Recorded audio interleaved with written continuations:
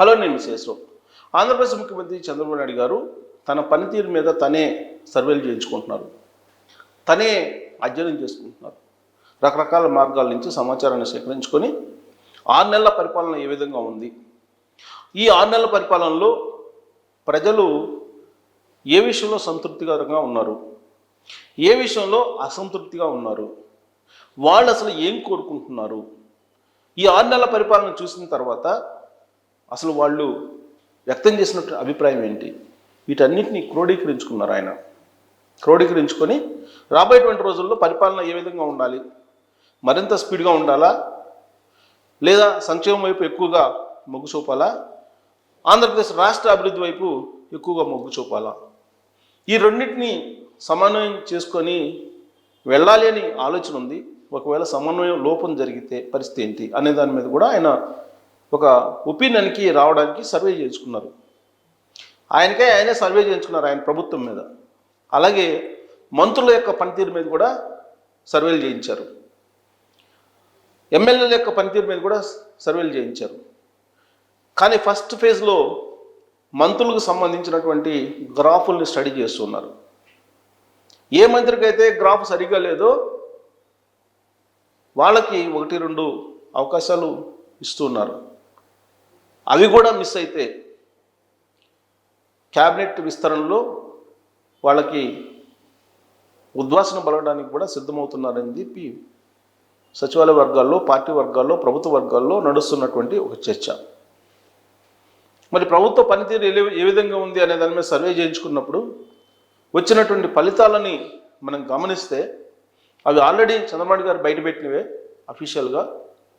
వాటిని కనుక మనం ఒకసారి అబ్జర్వ్ చేస్తే ఈ ప్రభుత్వం 6 నెలల్లో పాస్ అయినట్టా లేదా అనే దాని మీద ఒక నిర్ధారణకి రావచ్చు. మరి ఆయన చేసుకున్నటువంటి సర్వే రిపోర్ట్ ఏంటి అనేది ఒకసారి చూద్దాం. క్లోజప్లో దీన్ని కూడా ఈ సర్వే రిపోర్ట్ చూపించవచ్చు.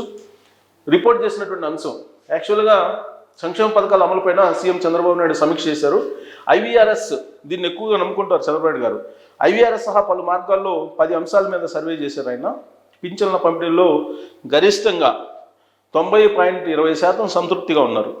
సామాజిక పెన్షన్ల పంపిణీలో 90.2% అత్యంత ఎక్కువగా సంతృప్తిగా ఉన్నారు, సాటిస్ఫాక్షన్గా ఉన్నారు. మొత్తం 10 అంశాల్లో సర్వే చేయిస్తే సామాజిక పెన్షన్ల పంపిణీ అనేది అత్యంత సక్సెస్ఫుల్ అని చెప్పి వచ్చింది. సో క్షేత్రస్థాయిలో ప్రజల అభిప్రాయాన్ని, ప్రజల పనితీరుకు ప్రామాణికంగా భావిస్తారు చంద్రబాబు నాయుడు. ప్రజల సంతృప్త స్థాయికే తొలి ప్రాధాన్యం అని వారి అంచనాల మేరకు ప్రతి ఉద్యోగి పనిచేయాలన్నారు రివ్యూ మీటింగ్లో. ప్రభుత్వం అమలు చేస్తున్న సంక్షేమ పథకాలపై లబ్ధిదారుల నుంచి అందిన సమాచారం ఆధారంగా ఆయా శాఖల పనితీరుపైన సచివాలయంలో సోమవారం రోజు చంద్రబాబు గారు సమీక్షించారు. ఈ సందర్భంగా ఆయన మాట్లాడుతూ ప్రభుత్వ శాఖల పనితీరుపై 10 అంశాల్లో సర్వే నిర్వహించామని, ఐవీఆర్ఎస్తో పాటు వివిధ మార్గాల్లో సర్వే జరిగింది. కొన్ని శాఖల్లో విధానాల అమలుకు సంబంధించిన ప్రజల్లో ఎక్కువ సంతృప్తి వ్యక్తం అవుతుంది. ఆ శాఖల్లో ఉత్తమ ఫలితాలు రావడమే ఇందుకు కారణం. 7 నెలల కాలంలో అధికారులు తెలుసుకోవాలి, పథకాల అమలులో అవినీతి స్థానం ఉండకూడదు, వాస్తవ పరిస్థితి ఆధారంగా ప్రభుత్వ యంత్రాంగం పనిచేయాలని ఆయన ఆదేశించారు. సర్వేకి సంబంధించినటువంటి వివరాలని పవర్ పాయింట్ ప్రజెంటేషన్ ద్వారా చంద్రబాబు గారు ఇచ్చారు. దాని రిపోర్ట్ ఇది క్లోజప్లో చూపించవచ్చు. ఇక్కడ వరకు క్లోజప్లో చూపిస్తే అర్థమైంది.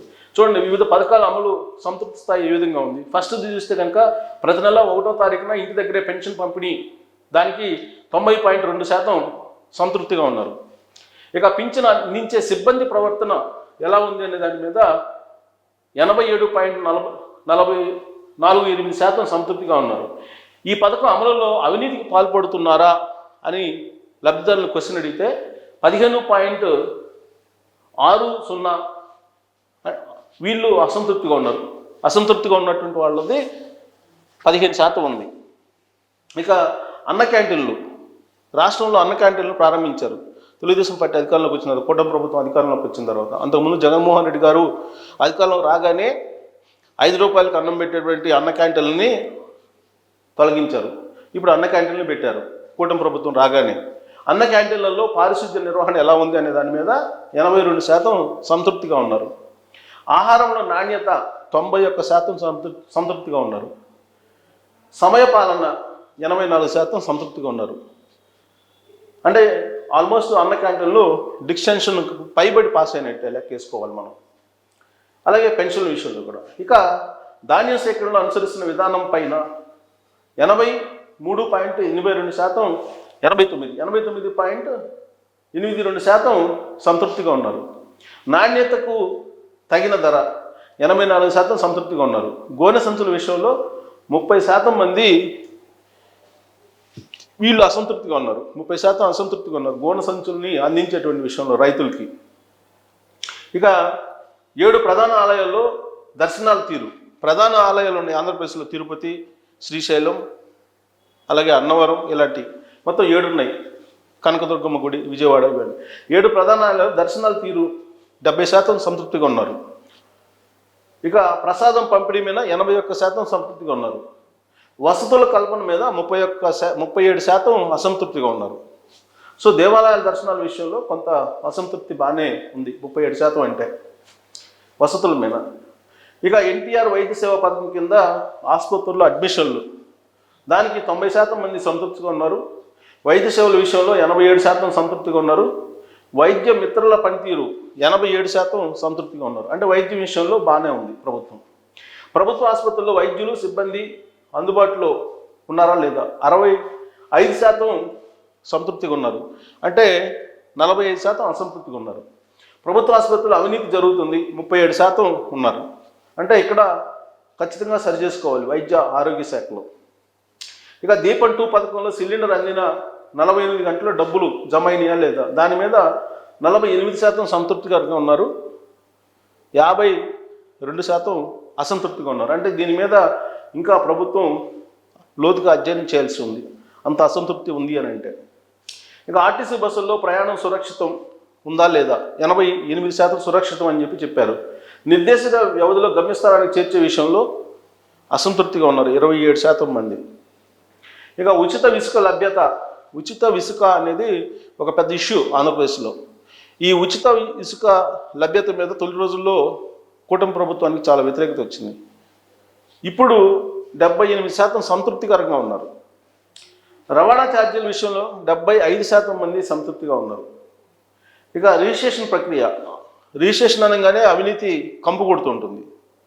రిజిస్ట్రేషన్ ఆఫీసులకు వెళ్తే లంచం లేకుండా పనిచేయరు. అలాంటి చోట 79% సంతృప్తికరంగా ఉన్నారు. అంటే ఇంకా కూడా 21% అసంతృప్తిగా ఉన్నట్టు మనకు అర్థమవుతుంది. సో ఉచిత ఇసుక, ఎరువుల సరఫరా విషయంలో సంతృప్త స్థాయి మరింత పెరగాల్సి ఉందని అధికారులు చంద్రబాబు నాయుడు సూచించారు. ఉచిత ఇసుక విధానం మరింత మెరుగుపడాలని, 100% సంతృప్తి చెందాలని చెప్పి ఆయన టార్గెట్ పెట్టారు. సో ఆయన పనితీరు మీద ఆయనే సర్వేలు చేయించుకున్నారు అనమాట. సర్వేలు చేయించుకొని ప్రస్తుతం 10 అంశాల మీద ఆయన రిపోర్ట్స్ తెప్పించారు. రివ్యూ మీటింగ్లో డిస్ప్లే చేశారు పవర్ పాయింట్ ప్రెజెంటేషన్ ద్వారా. సో ఇక్కడ మెరుగుపడాల్సినది దేవాదాయ శాఖ, ఆరోగ్య శాఖ, అవి మెరుగుపడాలి. 100కు 100% సంతృప్త స్థాయిలో పనిచేయాలి మనం అనేది చంద్రబాబు నాయుడు గారు అధికారులకు పెట్టినటువంటి టార్గెట్. మరి ఆ దిశగా అధికారులు మరి పరుగు పెట్టాలి. అవినీతి రహిత పాలన అనేదాన్ని చూడాలనేది చంద్రబాబు నాయుడు గారి యొక్క ఆలోచన. అందుకే రాబోయేటువంటి రోజుల్లో వాట్సాప్ ద్వారా కొన్ని వందల సేవలని అందించబోతున్నారు. ఆర్టీజీఎస్ ద్వారా, ఏఐని ఉపయోగించి, డీప్ టెక్నాలజీ ద్వారా ప్రతి ఇంటిని జియో ట్యాగ్ చేసి మొత్తం టెక్నాలజీని ఉపయోగించి అవినీతి రహిత పాలన అందించే దిశగా చంద్రబాబు నాయుడు గారు వెళ్తూ ఉన్నారు. ఇప్పటివరకైతే ఆయన 10 అంశాల మీదనే సర్వే చేయించుకున్నారు. మిగిలిన అంశాలు ఉన్నాయి గ్రామీణ స్థాయిలో. ల్యాండ్ టైటిలింగ్ యాక్ట్ రద్దయిన తర్వాత పరిస్థితి ఏంటి, రీసర్వే మీద ఏంటి సిచ్యువేషన్, ఇవన్నీ ఇంకా సర్వేలు చేయించుకోవాలా. అవి చేయించుకుంటే వాస్తవాలు వెలువడతాయి. అయితే ఈ లోపుగానే అవినీతి రహిత పాలన అనేదానికి టెక్నాలజీని జోడిస్తున్నారు. అది అయిపోయిన తర్వాత మిగిలిన అంశాల మీద కూడా ఆయన బహుశా సర్వేలు చేయించుకునేటువంటి అవకాశం ఉంది. రాబోయేటువంటి రోజుల్లో ఈ సెల్ఫ్ సర్వేలు ఏవైతే ఉన్నాయో అవి ప్రభుత్వం యొక్క తీరును మెరుగుపరుస్తాయా లేదా అనే దాని మీద కామెంట్ రూపంలో మీ అభిప్రాయాన్ని తెలియజేయచ్చు. Thank you very much.